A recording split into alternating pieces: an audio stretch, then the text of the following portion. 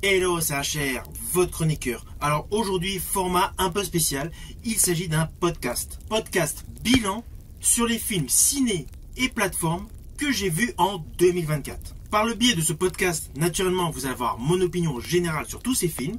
Alors installez-vous, faites comme moi un bon chocolat chaud et let's go. 24. Alors j'avais particulièrement aimé le thriller Un coup de dé, sorti le 24 janvier 2024 avec Yvantal. J'avais d'ailleurs effectué sur ma chaîne YouTube une chronique vidéo. C'était un bon thriller français avec des acteurs de talent, mettant en exergue un triangle amoureux. Toujours le 24 janvier 2024, j'avais apprécié la comédie dramatique avec Julianne Moore et Nathalie Portman, May December. C'est assez particulier, un film très féministe, mais un film gorgé d'émotions. Le 31 janvier 2024, j'avais apprécié le film d'horreur à vous glacer le sang, Amelia's Children, qui avait une intrigue assez simple. Le 31 janvier 2024, j'avais été voir Argylle, excellent film d'action, d'aventure et de comédie, réalisé par Matthew Vaughn, avec l'histoire suivante. On y suivait Ellie Conway, qui est l'auteur solitaire d'une série de romans d'espionnage à succès, dont l'idée du bonheur se résume à être toute seule à la maison face à son ordinateur, accompagnée de son chat, Alfie. Mais lorsque les intrigues de ses livres centrées sur l'agent secret Argylle et son combat pour démanteler un réseau d'espions mondial commencent à ressembler étrangement aux opérations secrètes d'une véritable organisation d'espions, sa tranquillité, sa vie paisible s'évanouit dans les airs. Ce film était un excellent action movie avec pas mal d'humour. Malheureusement, il n'avait pas rencontré son public, mais perso, je l'avais apprécié. Surtout que Bryce Dallas Howard, Sam Rockwell, Henry Cavill, Bryan Cranston et Samuel Jackson étaient topissimes dans ce film. Le 7 février 2024 était sorti Cocorico, que j'avais également apprécié.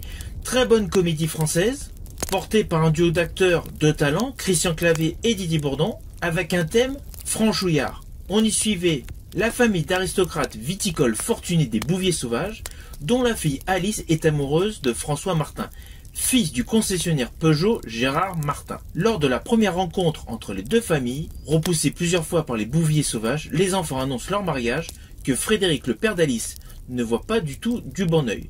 Pour célébrer leur union et le mélange des deux familles, Alice, qui travaille dans un laboratoire vendant des tests ADN, a décidé de leur faire un cadeau en leur révélant leurs origines via leur ADN.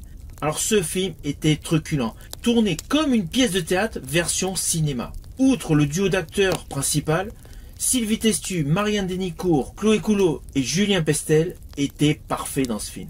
Bonne petite comédie française que j'avais largement appréciée au mois de février 2024.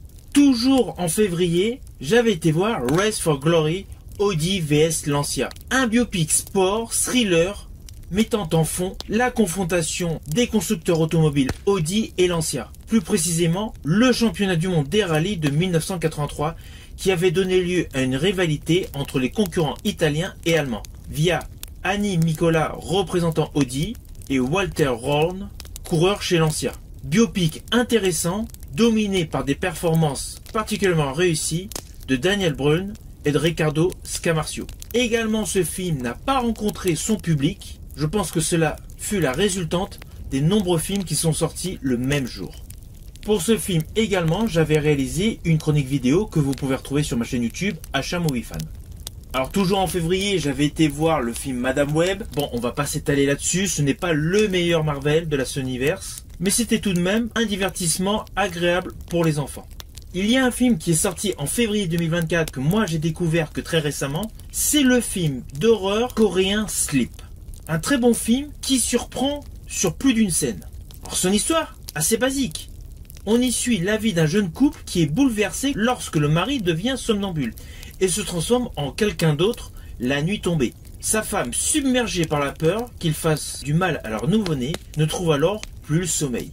Ce film, sur un petit détail de sommeil, permet de vous faire flipper littéralement et surtout de mettre en avant les différents comportements face aux perceptions qui sont radicalement antagonistes par rapport au manque de sommeil. Naturellement, j'ai largement détaillé mes réactions par rapport à ce film dans ma vidéo que vous pouvez retrouver actuellement dans la playlist Film from Asia. Alors, à la fin du mois de février, j'ai vu un de mes films préférés pour l'année 2024. Il s'agit de Dune, la deuxième partie. Ce film de Denis Villeneuve est un véritable chef-d'œuvre SF. Il fait partie d'ailleurs de mon top 3 de mes films préférés pour l'année 2024. Naturellement, j'ai également effectué une vidéo concernant ce chef-d'œuvre du 7e art. Au mois de mars, j'avais été voir Imaginary, un film d'horreur. Bon, on va pas s'étaler dessus. Très perplexe par rapport au script de ce film. Ce film fait partie de ceux que je ne regarderai pas une seconde fois. Toujours au mois de mars, j'avais vu un autre film d'horreur, Immaculé, réalisé par Michael Mohan. Alors ce n'est pas le plus grand film d'horreur de tous les temps, mais ce film était efficace. Avec une histoire assez simpliste certes, mais une bonne histoire. On y suivait Cecilia, une jeune femme de foi dévote, qui se voit offrir une place dans un illustre couvent au cœur de la campagne italienne. Naturellement, qui dit film d'horreur, il y a un côté mystérieux et mystique au cœur de ce couvent qui cache de terribles secrets. Alors d'un certain côté, il est évident que Sydney Sweeney porte totalement ce film. Mais ce film sans prétention assure la bonne dose de jumpscare. Ce film était une belle surprise. À la fin mars, j'avais vu un film sociétal, Pas de vague. On y suivait Julien, un professeur au collège, jeune et volontaire. Il essaie de créer du lien avec sa classe en prenant sous son aile quelques élèves, dont la timide Leslie. Ce traitement de faveur est mal perçu par certains camarades qui prêtent au professeur d'autres intentions. S'ensuit une accusation de harcèlement envers le professeur. Un film totalement porté par François Civil, en prof pris dans un tourbillon criant de vérité. Ce n'est pas mon film préféré pour l'année 2024, mais c'était un film intéressant à découvrir. Toujours pour le mois de mars, j'avais été voir en famille un animé Kung Fu Panda 4. Là, c'est plus pour le côté, voilà, détente, jolies couleurs, belle histoire, mais c'est essentiellement pour les enfants. Étant amateur de SF, naturellement, j'avais été voir toujours au mois de mars Alinoïdes, les protecteurs du futur. Film coréen mêlant action fantastique et science-fiction. On y suit un gardien et des combattants. Alors l'histoire, très compliquée à résumer, car on y découvre des aliens qui sont cachés dans les corps humains, des métamorphes, des combattants Wing Chun, enfin voilà, il y avait tout un mélange, tout un patchwork regroupant plusieurs genres, mais qui assure un véritable spectacle pour tous les aficionados de ce genre dont je fais partie. Naturellement, j'ai également effectué une vidéo sur ce film Alinoïdes, mais ce film reste vraiment pour les spécialistes et amateurs de films coréens de surcroît SF. En avril, j'avais été voir un film bouleversant, Black Flies, film dramatique qui suit un jeune ambulancier, Holy Cross, interprété par Ty Sheridan, qui fait équipe avec un briscard, Gene Rutkowski, interprété par Sean Penn. Ce film montre tout simplement la rudesse de la vie des urgentistes, en plein New York. Ce film fait partie des bonnes surprises de l'année 2024. Alors là, on quitte le cinéma quelques instants, mais cela reste pour un film qui est sorti sur Netflix en avril 2024. Il s'agit du flic de Beverly Hills, alias Axel F. Alors principalement, ce film jouait la carte de la nostalgie. On retrouvait le personnage Axel Foley, interprété par Eddie Murphy, près de 30 ans après les incidents au parc d'attractions Wonderworld. Dans ce nouvel opus, Axel Foley fait toujours partie de la police. Et tandis que certains collègues de son âge sont désormais derrière un bureau, lui reste un homme de terrain. C'est pour cela qu'il a flairé un braquage potentiel à la Little Caesar Arena en plein match des Red Wings de Détroit. De ce fait, il embarque avec lui son jeune collègue Mike Woody. Une fusillade puis une course-poursuite en pleine rue cause de nombreux dégâts. Vous devinez la suite, punition, nouvelle affaire, bref. Le style impayable des flics de Beverly Hills. Film qui était pas mal sur le fond, mais davantage pour les nostalgiques d'Eddie Murphy. Peu de temps après, toujours sur Netflix, plus précisément au mois de mai, un film SF réalisé par Brad Payton avec Jennifer Lopez. Un film doté d'un très bon budget, avec une histoire assez classique dans le registre de la science-fiction. On y suit donc le personnage interprété par Jennifer Lopez, brillante analyse de données. Elle se nomme Atlas Shepard. Elle est misanthrope et se méfie totalement de l'intelligence artificielle. Alors qu'elle se lance dans une mission destinée à capturer un robot rebelle, elle comprend qu'elle a déjà eu affaire à cette mystérieuse machine dans son passé. Alors que la mission ne se déroule pas comme prévu, il ne reste plus qu'à Atlas à faire confiance à l'intelligence artificielle si elle veut sauver l'espèce humaine. Bon, un film un peu cousu de fil blanc avec des effets plutôt pas mal. Je fais partie de ceux qui avaient apprécié ce film, mais il est vrai que je suis très fan de SF. Et de surcroît, j'aime bien le jeu de Jennifer Lopez au cinéma. Peut-être que ça a légèrement biaisé mon opinion sur ce film. Au mois de mai, j'avais été voir The Fall Guy, le remake de la série L'homme qui tombe à pic, avec Emily Blunt et Ryan Gosling. Alors le film était plutôt pas mal, mais reste inférieur à la série originale. Toujours au mois de mai, j'ai été voir le film d'horreur Les Cartes du Mal, film à petit budget où certes, beaucoup d'actions sont prévisibles, car on y suit une bande d'amis qui transgressent sans scrupule les règles d'un tirage du tarot, et libère à leur insu un esprit maléfique piégé dans les cartes maudites. Bon, c'est clair, nous sommes totalement dans un film dans la lignée des destinations finales. C'est un bon petit film d'horreur sans prétention, mais sans plus. Par contre, au mois de mai, j'ai vu un film que j'ai particulièrement aimé. C'est le nouvel opus de la saga La planète des singes, le nouveau royaume. Une histoire intéressante, alors oui, moins bouleversante que la trilogie précédente. Mais cela reste quand même un bel opus de la saga La planète des singes. Au jour d'aujourd'hui, il est disponible en support physique via DVD et Blu-ray. Je vous invite à le découvrir si vous ne connaissez pas ce film. Toujours au mois de mai, j'avais été voir Blue et compagnie, réalisé par John Krasinski avec Ryan Reynolds. C'était un film gentil mais sans plus quoi. Vraiment un film pour enfants. Toujours au mois de mai, j'avais été voir Les Intrus de René Harlin, qui racontait donc un préquel par rapport à The Strangers. Film horrifique intéressant, film conçu comme le premier d'une nouvelle trilogie. Alors il est vrai qu'au mois de mai j'ai été voir pas mal de films, il y a eu beaucoup de sorties. C'est peut-être pour ça d'ailleurs que le film suivant que je vais vous citer a rencontré moins de succès que ce qui était prévu. Je vais bien sûr vous parler de Furiosa, qui fait partie intégrante de la saga Mad Max. Alors ce film de George Miller est certes totalement différent de son socle principal Mad Max, mais le film est bon. Anya Taylor-Joy était parfaite en Furiosa. Moi perso j'ai aimé ce film. Certes en dessous de la saga Mad Max, mais c'est tout de même un bon film. Malheureusement, il n'a pas rencontré le succès escompté, mais je pense essentiellement à cause de la volonté de George Miller à partir dans une nouvelle direction pour un personnage spin-off, et d'autre part par le fait qu'il y a eu beaucoup de sorties sur la même période. Cela n'empêche pas, toujours au même mois, j'avais été voir le film Abigail, un film d'horreur où j'avais été totalement déçu. Film de vampire.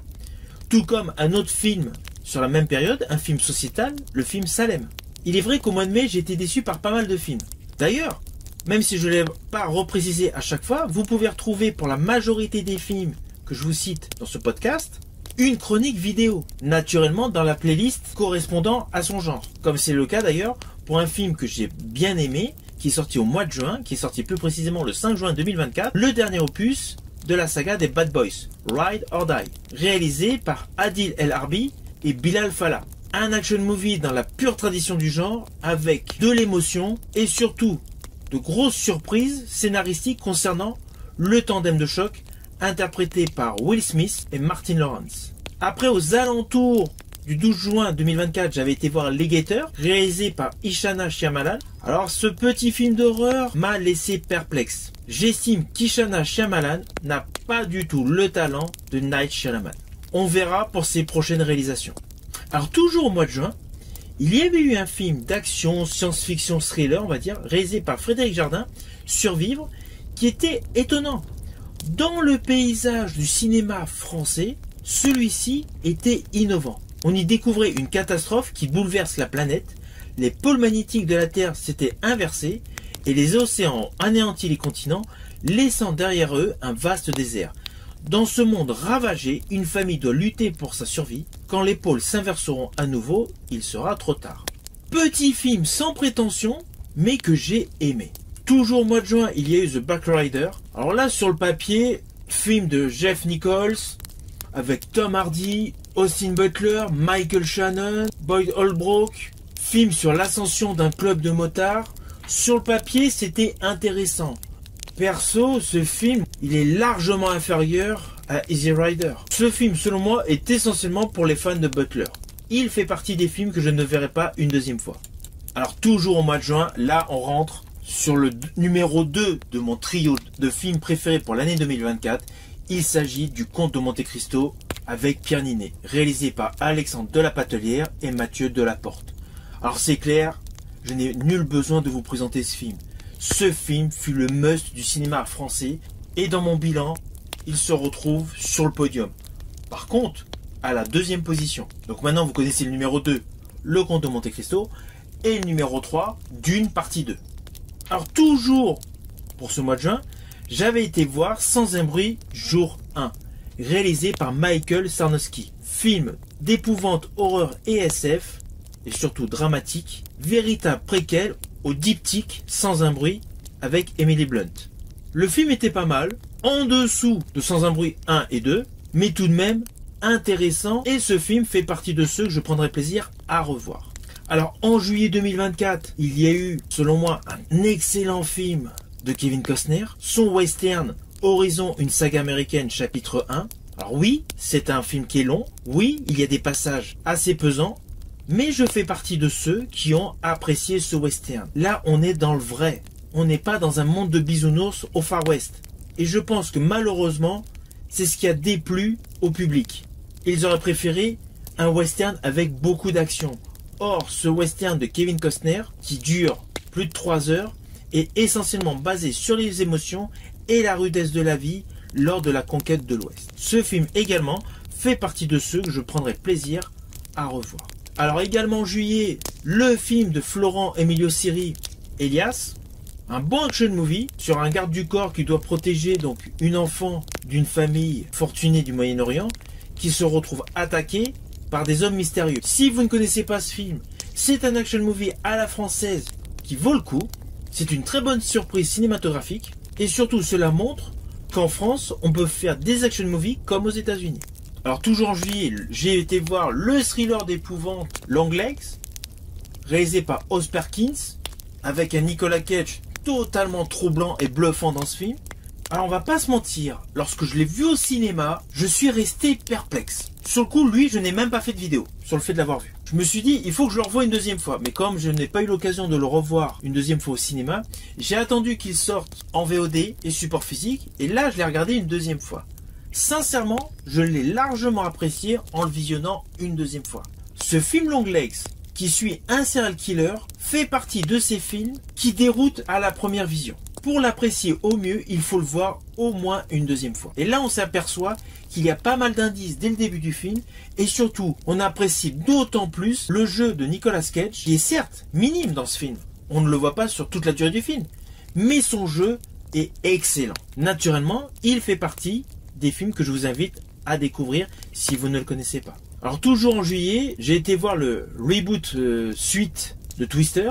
Alors le film est bon, mais c'est assez logique. Il reprend essentiellement la trame de base du premier film Twister avec des qualités visuelles supérieures au premier film. C'est logique, les évolutions technologiques sont passées par là. C'est un film intéressant, c'est un film à voir. Ceci dit, ce n'est pas le film que je vais m'amuser à revoir plusieurs fois. Mais cela reste un très bon divertissement. Alors fin juillet, j'ai été voir un Marvel, Deadpool et Wolverine. Alors on va pas se mentir, ce film de Sean Levy est le meilleur des 3 Deadpool. Nous avons un duo Hugh Jackman, Ryan Reynolds qui fonctionne à merveille. L'humour est totalement décalé et perso j'ai aimé retrouver le personnage d'Electra interprété par Jennifer Garner et le personnage de Blade interprété par Wesley Snipes. Ces deux personnages étaient des figures emblématiques dans ma jeunesse. Electra on l'avait vu dans le film Electra et dans Daredevil et Blade on l'avait vu dans une trilogie. Donc perso ça m'a vraiment fait plaisir de les retrouver au cinéma sur grand écran. Et concernant les personnages issus du monde Marvel, Wolverine est un de mes 2 préférés. Donc naturellement, ce film, je l'ai largement apprécié. Si vous ne le connaissez pas, je vous invite également à le découvrir. Alors toujours fin juillet, j'avais été voir Maxine, film d'épouvante horreur de Tim West. Toujours dans la continuité du précédent, avec plus de moyens, donc forcément plus d'hémoglobine, plus de gore. Un film à voir pour les aficionados sans plus. Quelques jours après, j'avais été voir le nouvel opus de la saga Largo Winch, Le Prix de l'argent, film réalisé par Olivier Massé-Depasse, avec un Thomas Sisley au top de sa forme, un James Franco comme d'habitude impeccable, une Clotilde Esmé intrigante et tout un casting autour d'eux et des paysages impeccables. Un bon film d'aventure où naturellement, au vu du final, on a envie de découvrir au plus vite le nouvel opus. Au mois d'août, un film de Night Shyamalan que j'ai particulièrement aimé, qui n'a pas forcément plu à tout le monde, mais moi que j'ai vraiment apprécié. Un film d'épouvante, le film Trap, porté par un Josh Hartnett totalement antagoniste de la majorité de ses rôles. On y suit un père psychopathe avec sa petite fille qui suit un concert. Le suspense est haletant, pourtant tout se passe dans la salle de concert. Enfin, sauf naturellement le final. Mais la majeure partie du film se déroule dans la salle de concert et c'est une réelle surprise. Au mois d'août, j'ai été voir un film SF horrifique qui aurait pu se retrouver sur mon podium, mais qui est juste en 4e position de mes films préférés pour l'année 2024. Il s'agit d'Alien Romulus, véritable film hommage à tous les opus de la saga. Fede Alvarez a réussi son pari, remettre en marche une saga prolifique en mêlant gore, frisson et fanservice. Au mois d'août, j'avais été voir le film Projet Silence, un film coréen de Kim Tae-gon. Un film d'horreur où la génétique est l'axe central du film, où des chiens ont été modifiés pour les rendre agressifs. À la suite d'un souci, ils se retrouvent libérés sur un pont où sont piégés des automobilistes. Frissons, gore, suspense et horreur sont au rendez-vous de ce film d'horreur extrêmement bien réalisé. Au mois d'août, j'ai été voir The Crow version 2024 de Rupert Sanders. Alors ce film est ma grosse déception pour l'année 2024. Je pensais qu'avec les moyens actuels on pouvait faire quelque chose, voilà. Alors j'étais contre le fait de faire un remake. Mais bon, je me suis dit peut-être qu'on va avoir un beau film onirique avec des effets visuels superbes et une histoire qui tient la route. Eh bien pas du tout. Ce film est selon moi la plus grosse déception cinématographique de 2024. Lorsque j'ai été le voir, j'ai perdu 2 heures de ma vie. Alors fin août, j'ai été voir Blink Twice, un thriller de Zoé Kravitz totalement bouleversant, qui malheureusement se rapproche de la réalité de certains faits divers, avec des hommes puissants qui administrent des drogues à des femmes pour les abuser. Film extrêmement bien réalisé, mais qui touche un sujet extrêmement poignant. Toujours au mois d'août, j'avais été voir la suite du film Alienoid, Alienoid 2, l'affrontement. Donc forcément, même esprit que le 1, avec encore plus d'action, encore plus d'effets visuels. C'est vraiment un film pour les aficionados de la SF coréenne. Et toujours dans le domaine de la SF, mais là, matinée d'horreur, j'avais été voir de Chris West, L'I a du mal, qui était un bon film, mais pareil, à ne voir qu'une fois. L'I a du mal ne fait pas partie de ces films qu'on s'amuse à voir plusieurs fois. Au mois de septembre, au retour de mes vacances, j'avais été voir le film Indie de Nikhil Bhatt, Kill. Ce film est une véritable dinguerie. Il faut aimer les combats, il faut aimer le gore. L'histoire, elle est très simpliste. Un homme qui doit se marier avec une femme décide de venger sa mort dans un train. Oui, naturellement, je vous l'ai fait de façon très succincte. Mais c'est l'axe central de ce film. Et c'est de la baston. Alors c'est vraiment pour les fans du genre. Alors, moi perso, j'aime bien les films de combat, les films de kung-fu, de Wing Chun. Mais là, ce film est un level au-dessus en brutalité, avec in fine une histoire très courte. Alors film à voir, mais sans plus. Ce film également ne fait pas partie de ceux où je prendrai plaisir à les revoir. Alors Beetlejuice, j'ai été le voir pareil en septembre. Alors pour le coup celui-là je n'ai même pas fait de vidéo parce que j'ai été déçu de ce Tim Burton. Je pense que voilà, le Tim Burton des Ed Wood, des Edouard aux mains d'argent et des Batman avec Michael Keaton est définitivement terminé pour le cinéma. Pour la télé, sa série mercredi, il est top, mais niveau cinéma, je pense que ces dernières années, il est vraiment loin de ces films voilà, qui mettaient un pied dans la mare avec des effets pas mal comme Mars Attack. Toujours en septembre, j'ai été voir le film de Simon Montero, Ni chaîne ni maître, avec un Benoît Magimel extrêmement sadique, un film poignant, un film qui relate des événements qui se sont déroulés en 1759 sur l'île Maurice, qui est aux mains du royaume de France. On y suit l'aventure de Massamba et Mati, esclaves dans la plantation d'Eugène Larsenet. Assez rapidement, on y découvre l'esclavage, les tortures et naturellement une évasion. C'est un film poignant, c'est un film saisissant. Si vous ne l'avez pas vu, c'est vraiment un film à voir. Toujours en septembre, mais dans un autre registre, j'ai été voir le thriller Speak No Evil, un film d'épouvante, remake d'un film qui avait cartonné. Alors le problème, justement, c'est lorsqu'on fait un remake d'un film qui a cartonné. Il faut être sûr de faire mieux. Le film est bon, certes, mais malgré le talent de James McAvoy, le film reste assez secondaire. Toujours en septembre et fin septembre, j'ai été voir la dernière réalisation de Francis Ford Coppola, Megalopolis, Un drame SF porté par une distribution de talent, certes, mais un film qui m'a totalement déçu. Un chaos scénaristique et un chaos visuel. Un film que je vous déconseille si vous ne l'avez pas vu. Je crois que septembre, ça a été le pompon niveau film qui m'ont déçu. Car Motherland, que j'étais voir, film d'Alexandre Aja, avec pourtant Halle Berry que j'apprécie comme actrice. Film d'horreur qui se déroule dans les bois, où une femme et ses enfants pensent être les derniers à vivre au monde, face à des démons. Histoire qui sur le papier pouvait être très captivante, mais in fine reste décevante. Toujours en septembre, j'ai été voir Weekend à Taipei, de George Huang, avec Luke Evans. Alors bon, ça c'est un action movie classique dans la pure tradition du genre. Un petit mélange de Fast and Furious et Taken. Film à voir mais pas à revoir. Au mois d'octobre, le four monumental du Joker Folia 2 de Todd Phillips. Pourtant, Joaquin Phoenix et Lady Gaga ont bien joué, mais c'est l'histoire, elle n'était pas assez construite. Film à voir mais sans plus. Il y a un côté appréciable dans ce film, mais malheureusement, c'est un film oubliable. Alors au mois d'octobre, pareil, j'ai vu 2 films qui m'ont déçu, pourtant avec des acteurs de talent.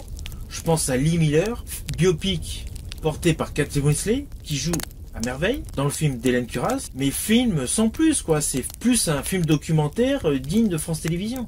S'ensuit The Apprentice, biopic sur Donald Trump, film d'Ali Abbasi, pareil, un film qui aurait pu passer directement sur France Télévisions. Par contre, toujours au mois d'octobre, j'ai été voir le film L'histoire de Suleiman, de Boris Lochkin, un film nous montrons la rudesse de la vie des réfugiés qui essayent de s'insérer à Paris. Un film bouleversant, j'ai d'ailleurs effectué une vidéo concernant ce film. Si vous ne l'avez pas vu, je tiens à vous préciser que ce film a la particularité de nous faire découvrir un monde si proche de nous qu'on n'imagine même pas. Un film extrêmement dramatique. Au mois d'octobre, j'avais été voir l'animé Le Robot Sauvage. Pareil, film sans prétention mais plutôt pas mal. Un petit robot qui se retrouve perdu dans un monde peuplé d'animaux. Donc il y a le côté machine et être vivant. Beaucoup de messages se tissent tout autour de l'histoire de ce petit robot. Au mois d'octobre, pareil, un film qui est sorti, Monsieur Aznavour, que j'avais vu moi en avant-première, réalisé par Mehdi Dir et Grand Corps Malade. Biopic sur le chanteur Aznavour, interprété par Tahar Rahim. Le film est excellent. Alors oui, ce film est essentiellement pour les fans de l'artiste Aznavour. Mais même pour les néophytes, je vous invite à découvrir ce film. Il mérite le coup d'œil. Alors pareil, fin octobre, un film qui m'a totalement déçu. Pourtant réalisé par John Woo, un réalisateur chinois que j'apprécie largement. J'ai toute sa filmographie. Mais ce remake, The Killer, avec Omar Sy pourtant, que j'apprécie. Mais ce remake est une déception. Je ne vais pas du tout m'étaler sur ce film. Le 30 octobre était sorti Le Juré numéro 2, dernier film de Clint Eastwood. Alors ce film n'a pas du tout marché. Pourtant son concept était top. Nous avons le membre d'un juré qui assiste au jugement d'une personne qui est supposée avoir fait un crime alors que c'est le juré qui a fait le crime. Le postulat de base est excellent. C'est vraiment un film dans la lignée d'Ouragan sur le Ken et de 12 hommes en colère. C'est un film que j'ai apprécié et c'est un film que je reverrai certainement. Alors dans un autre registre beaucoup plus léger, le 3e opus de la saga des Venom, Venom The Last Dance, Marvel qui était plutôt pas mal mais sans plus. Au mois de novembre, j'ai été voir The Substance, qui fait partie de ces films qu'on ne voit qu'une fois. Et le 13 novembre est sorti le film qui se retrouve numéro 1 sur mon podium, c'est-à-dire Gladiator 2. La suite de l'excellent film réalisé par Ridley Scott, qui est d'ailleurs également réalisé par Ridley Scott. Alors moi perso, dans ce film, j'ai particulièrement aimé la prestation de Denzel Washington. Ce film est selon moi le meilleur film de l'année 2024. Ensuite, autour du 20 novembre, j'ai été voir 37, L'ombre et la proie. Un thriller étonnant, un thriller qui vaut le coup. On y suit un homme conducteur de camion qui, pour rendre service à une femme enceinte, la fait monter dans le camion. Et au final, on se retrouve dans un film digne d'un opus de la saga des Hitcher. Dans la même fourchette de temps, j'ai été voir Le Choix, remake du film Locke, porté par Tom Hardy. Là, celui-ci, le film Le Choix, est porté par Vincent Lindon. Film bien réalisé, bien fait, et Vincent Lindon, comme dans la majorité de ses films, a une prestation impeccable. Toute l'action de ce film se déroule dans la voiture. Fin novembre, j'ai été voir l'animé du moment, forcément, Vaiana 2, que j'ai trouvé excellent. La texture pour les cheveux est époustouflante. Le réalisme est fou. Peu de temps après, j'ai été voir Hérétique, film réalisé par Scott Beck et Brian Woods, avec Hugh Grant, qui nous présente 2 jeunes femmes d'église qui effectuent un entretien pour amener à leur paroisse un pèlerin. Donc interprété par Hugh Grant. Film totalement bouleversant qui retourne la tête avec un final digne d'un grand film d'horreur. Durant ce mois de décembre, j'ai été voir Conclave, film d'Édouard Berger, film 100 fois meilleur que ce que vous pouvez imaginer en regardant la bande-annonce. Le suspense est haletant et le final est déroutant.